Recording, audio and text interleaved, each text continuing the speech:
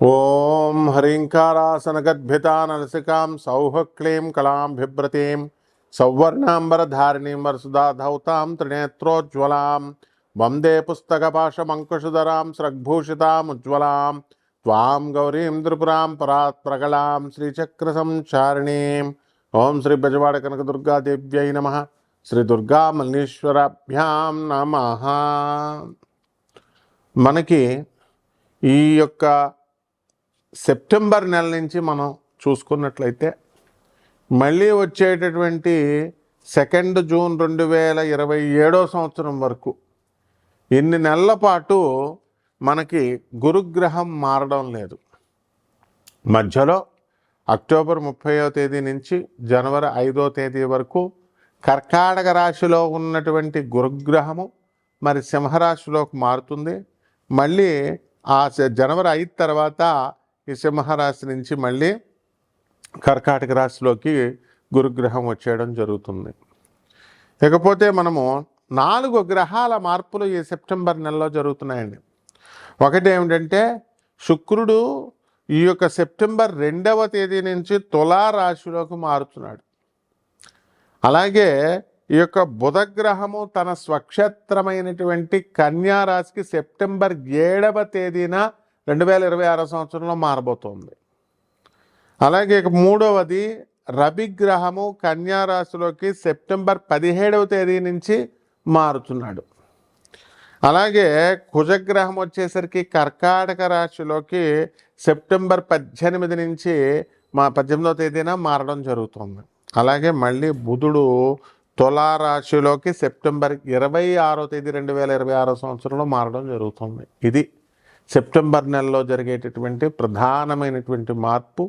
మళ్ళీ మనకి డిసెంబర్ 5వ తేదీన రాహువు కుంభరాశి నుంచి మనకి ఏ రాశిలోకి వస్తాడండి? మనకి మకర రాశిలోకి వస్తాడు.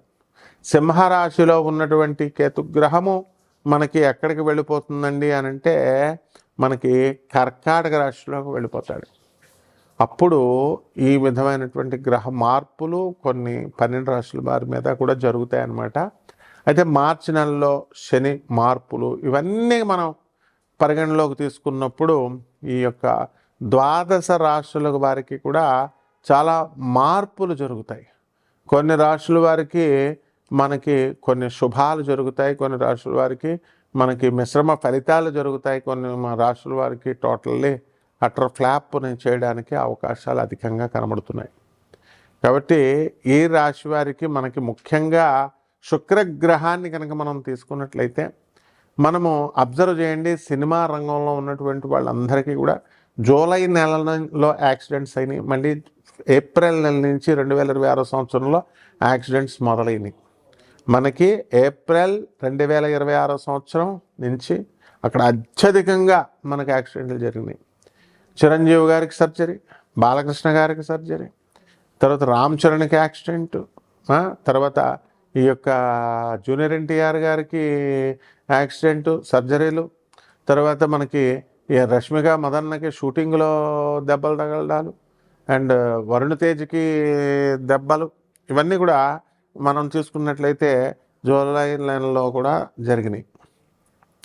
ఈ సినిమా యాక్టర్లలో కూడా మనకి మనం ఈ షావుకార్ జానకి గారు నిన్న చనిపోవడము, ఆ తర్వాత మనము అంతకు ముందు కనుక వెళ్ళినట్లయితే మనకి ఎస్ జానకి గారి మరణము, లతా మంగేష్కర్ గారు, ఎంఎస్ సుబ్బలక్ష్మి గారు, వరుసలో ఇవన్నీ ఏమిటి కారణాలంటే శుక్రగ్రహం బాలేదు. శుక్రుడు మనకి కన్యా రాశిలోకి ఉన్నాడండి. ఎప్పుడు సెప్టెంబర్ 1, 2026 సంవత్సరం వరకు. అప్పుడు ఈ సినిమా యాక్టర్లకు వరుసగా అలాంటి ప్రమాదాలు ఇంకా ఉన్నాయి కాబట్టి జాగ్రత్తగా ఉండాలి వీళ్ళు. మరి ఆ తర్వాత సెప్టెంబర్ 2 నుంచి శుక్రుడు మంచి తన స్వక్షేత్రగతుడు అవుతున్నాడు. 12 రాశుల వారికి ఏ విధమైనటువంటి ఫలితాలు ఇస్తాయో మనం చూద్దాం. ముందే నేను సినిమా యాక్టర్ల గురించి ఇలా ఉంటుంది అని చాలా జాగ్రత్తగా చెప్పాను.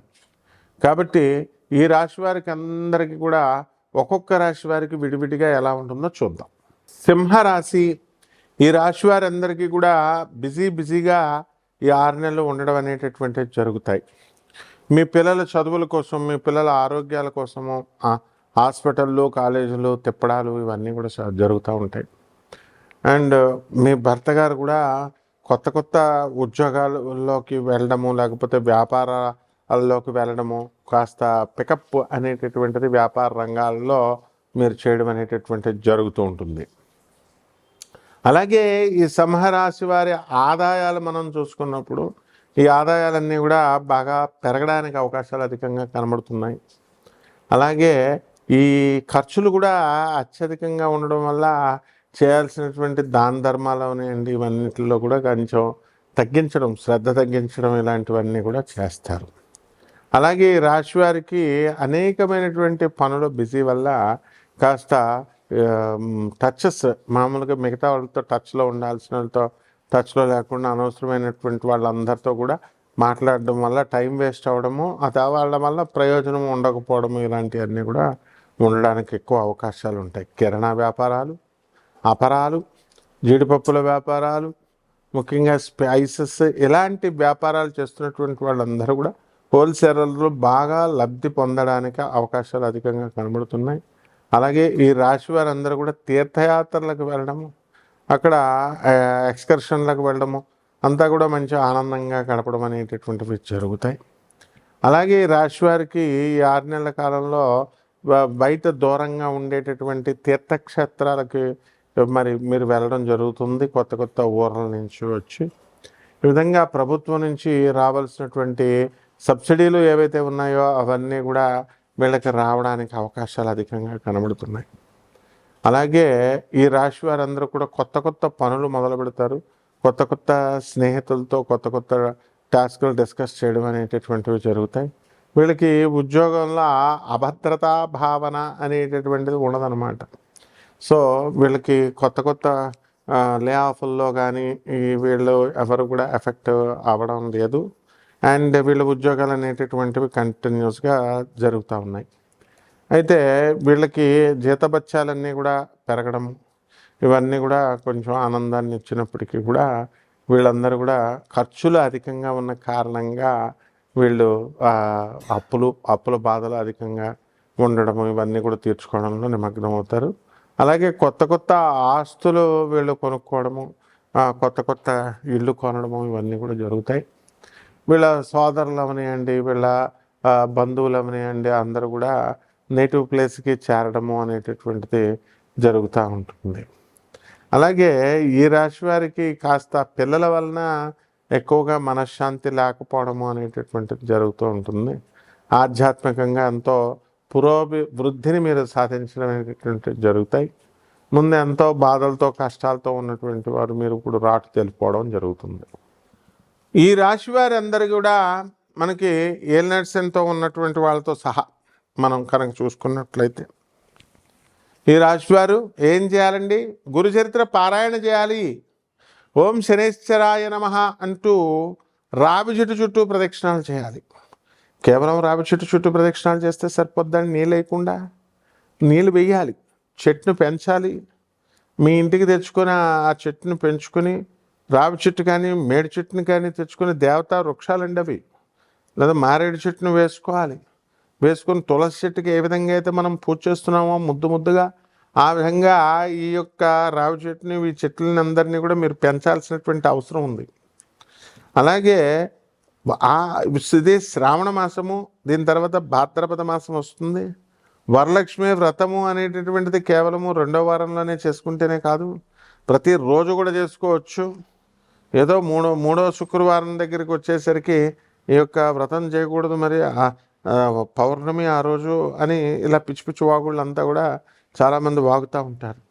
కాబట్టి అవన్నీ పక్కన పడేసి లక్ష్మీ వ్రతము అనేటటువంటిది మీరు ఎప్పుడైనా చేసుకోవచ్చు.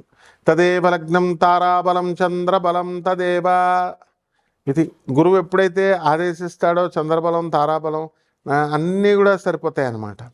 అంటే ఈ రాశి వారందరూ కూడా ఈ మనము పారాయణతో పాటు గానగాపురం వెళ్ళి దత్తాత్రేయ స్వామి వారి దర్శనం 6 నెలల లోపల ఏదో ఒకసారి చేసుకోండి. అలా కాని పక్షంలో చక్కగా మన బెజవాడ కనకదుర్గమ్మ తల్లి గుడి దగ్గరికి వెళ్ళి అక్కడ అమ్మవారి యొక్క దర్శనం చేసుకుంటే చాలు.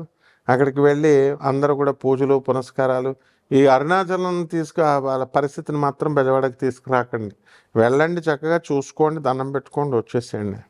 అంతేగాని అక్కడే సెటిల్ అయిపోవడం, అక్కడే ఇళ్ళు కట్టడాలు, షాపులు పెట్టడాలు ఇలాంటివన్నీ వస్తే ఇలాంటి ప్రాబ్లమ్స్ అనేటటువంటి రావడానికి ఎక్కువ అవకాశాలు కనబడుతున్నాయి.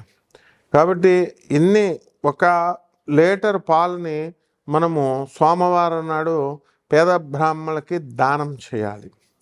అలాగే పాయసాన్నం అని, తర్వాత దద్దోజనము, చక్కెర పొంగలి ఇలాంటివన్నీ కూడా మనకి ఈ శ్రావణ మాసం వెళ్ళేంత వరకు కూడా, భాద్రపద మాసం వచ్చేంత వరకు కూడా మనం వీలున్నంత ఎక్కువ సార్లు మీరు ఇవన్నీ కూడా చేసి చక్కగా పేద పిల్లలకి, అనాథలకి, వికలాంగులకి, సాధువులకి అందరికీ కూడా పెట్టడం ద్వారా బ్రహ్మాండమైనటువంటి అనుగ్రహం మీకు లభించడం అనేటటువంటిది జరుగుతుంది.